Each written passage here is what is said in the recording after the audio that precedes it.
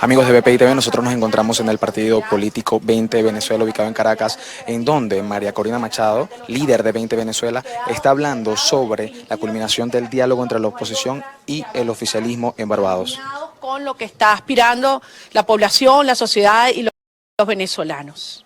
¿Cuál es esa presión de la que habla Juan Guaidó? Él dice, bueno, que una vez que fracasó este diálogo hay que aumentar en más presión, pero ¿cuál crees tú que deberían ser esos pasos y esos mecanismos? ¿Cuál es la salida? ¿Cuál es la fuerza? ¿Cómo es ese procedimiento? ¿Qué va a pasar? Miren, esto es una semana importante. Han ocurrido dos cosas muy importantes que además están alineadas y hacen sinergia entre sí. Uno, el cierre definitivo de este llamado diálogo en Barbados y la aprobación del Tratado Interamericano de Asistencia Recíproca, el TIAR. Y la fuerza es eso, hacerle entender al régimen que esto es en serio, que no hay vuelta atrás. Los cubanos, los rusos, sus aliados criminales pretenden hacerle decir que esto es puro aguaje, que esto es bluff, que no va a pasar nada. Sí va a pasar y está pasando. Y la fuerza debe venir de adentro y de afuera. En primer lugar, de adentro. Porque nosotros sí sabemos lo que está ocurriendo en este país, lo que significa 24 horas más. 24 horas más de Maduro en el poder son cientos de venezolanos, miles de venezolanos que dan ese paso y cruzan la frontera. Cada 24 horas. Cada 24 horas son decenas de niñas venezolanas que son atrapadas en redes de prostitución y de tráfico de niños que sabemos que está ocurriendo, por ejemplo, en la zona de Paria y de lo cual nadie quiere hablar. Son cientos y miles de niños venezolanos que crecen sin hambre. ¿Cuántas escuelas no van a abrir hoy? Ustedes saben lo que está pasando ahorita en el centro de la ciudad, donde los maestros han roto el piquete de la Guardia Nacional exigiendo simplemente la sobrevivencia de la escuela venezolana. Entonces, por favor, fuerza es eso. Y el país está decidido a avanzar y está decidido a luchar, pero alrededor de una estrategia coherente y una estrategia que no se desvía de la ruta del coraje que planteamos al inicio del año y que yo quiero decir una cosa muy importante con lo ocurrido y lo anuncio de estas horas. La tesis que empujaron algunos países europeos es lo que ha quedado derrotado. Aquellos que buscaban un espacio de cohabitación con la tiranía y con la mafia, de apaciguamiento de la sociedad venezolana. Eso no va a pasar. Nuestros verdaderos aliados, los que están padeciendo, al igual que nosotros, en carne propia, los estragos del Estado criminal, y me refiero al gobierno de Colombia, de Brasil, de las islas neerlandesas y de Estados Unidos, sabemos cuál es el camino. Entonces, hay que avanzar en la construcción de una amenaza real, de una amenaza inminente, y que le dice a estos criminales, esto es en serio y no nos vamos a echar para atrás. El diálogo no funcionó. ¿Cuál es el camino al que apuesta 20 Venezuela? Dice que algunos factores de oposición estarían en Casa Amarilla para iniciar este nuevo proceso con los voceros de Nicolás Maduro. ¿Su posición al respecto? Eso es... llevaría las elecciones parlamentarias con una reedición del pasado 20 de mayo. Si eso tiene lugar, es el régimen discutiendo con el régimen. Eso no es la oposición venezolana. Eso no es una nación en rebeldía. Y eso lo sabemos todos. Lo sabemos los venezolanos aquí alrededor del mundo y lo saben los genuinos aliados. Estamos enfrentando un Estado criminal. Miren, es un conglomerado criminal.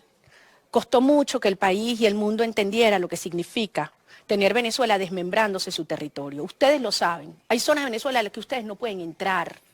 Traten de entrar a Paria, o al sur de Bolívar, o a La Guajira, o al sur de Anzoátegui y de Aragua, o a la zona del Alto Apure. Traten de entrar. Todos sabemos que hay, mejor dicho, el Estado y el que tienen control de estos territorios están expandiendo sus actividades y se están vinculando entre sí. Por lo tanto, hoy le decimos al mundo, cada día que pasa, desmontar el Estado criminal es más costoso. Entonces no hablemos de lo que cuesta sacar a esta gente. Hablemos de lo que cuesta no hacerlo, de lo que cuesta en vidas, de lo que cuesta en destrucción económica, de lo que cuesta en desestabilización. ¿O es que no está claro que la próxima víctima es Colombia? Ustedes están viendo lo que pasó esta semana en Colombia. ¿Cuántos actos terroristas? ¿Cuántos helioductos se han volado? ¿Cuántos militares colombianos ha asesinado la guerrilla que utiliza el territorio venezolano de santuario y están operando en conjunto con el régimen criminal? Eso lo sabe el pueblo colombiano, lo saben las Fuerzas Armadas colombianas. Y están utilizando nuestro territorio para hacer estos desmanes. Entonces, ¿cuántos muertos más? ¿Qué más vamos a esperar? ¿Que caiga Colombia también para actuar? Entonces, hay una amenaza real sobre la seguridad nacional, debo decirlo, de nuestros países y la seguridad nacional de los Estados Unidos. De allí que el mensaje de la administración de los Estados Unidos ha sido muy clara. No es tolerable y no van a permitir la existencia de un Estado criminal en la mitad de este hemisferio. ¿Qué es lo que hay que hacer? Obviamente, lo que se ha llamado la ruta del coraje, que es la aplicación de fuerza y de acciones sobre los 3 pilares que hoy sostienen esta tiranía. ¿Cuáles son esos 3 pilares que sostienen a la tiranía? Porque debo decirlo, Maduro está más débil que nunca, lo está. ¿En qué se sostiene? 1, en el sistema represivo. 2, en el sistema de propaganda y de silencio y aislamiento de la población. Y 3, en el sistema de financiamiento criminal. Esos son los 3 pilares que sostienen al régimen. Hay que atacarlos, hay que socavarlos al sistema de represión, al sistema de silencio y de propaganda y al sistema de financiamiento criminal. ¿Cómo se avanza en eso? Sí, con las sanciones, que son necesarias, mas no suficientes. Porque hay que actuar en otros planos, en el plano de la justicia internacional, en el plano de la policía internacional, en el plano de los mercados y sí, en una diplomacia mucho más clara y más firme, descartando estas operaciones que están, además hay que decirlo, siempre los mismos actores. Porque en estos diálogos de Barbados estaban los mismos actores que estaban en los diálogos de La Habana, como lo denunciamos en su momento en el caso del Tratado de Paz de Colombia.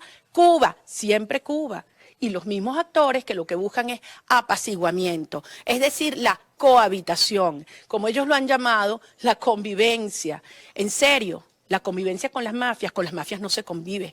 A las mafias se les enfrenta, se les derrota y raíz. Y eso es precisamente lo que vamos a hacer. ¿Qué debe hacer ahora el gobierno encargado de Juan Guaidó?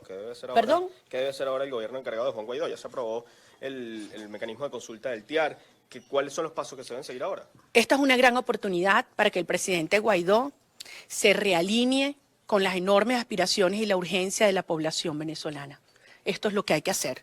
Y fue un mandato claro que desde inicios de este año hemos defendido y empujado muchos venezolanos, millones, dentro y fuera del país. Eso es lo que hay que hacer. Aparentemente esta tarde se va a anunciar la reincorporación de los diputados del PSV a la Asamblea Nacional, liberación de presos políticos y nombramiento de un nuevo CNE. ¿Eso qué nos depara? Hay que tener mucho cuidado.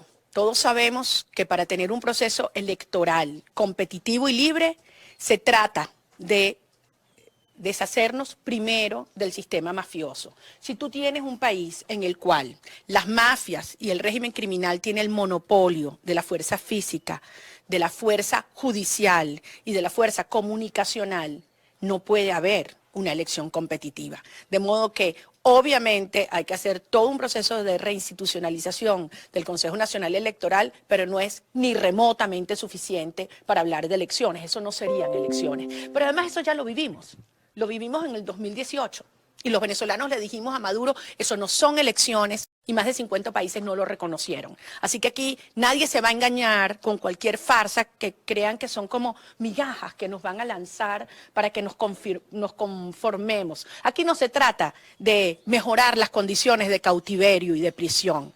Aquí se trata de conquistar la libertad y nosotros no le vamos a aceptar que ningún país pretenda imponer a Venezuela condiciones que no aceptarían ellos en sus países. Y yo creo que eso está bien claro hoy en día para nuestros principales aliados. Este país nació para ser libre y lo vamos a liberar. Y aquellos que están haciendo grandes negocios, porque aquí hay mucha gente haciendo mucha plata con el hambre de los venezolanos, que se preparen.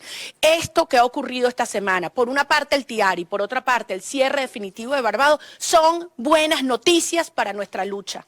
Y esa es la fuerza con la cual hoy convocamos a todos los venezolanos. ¡Pa'lante!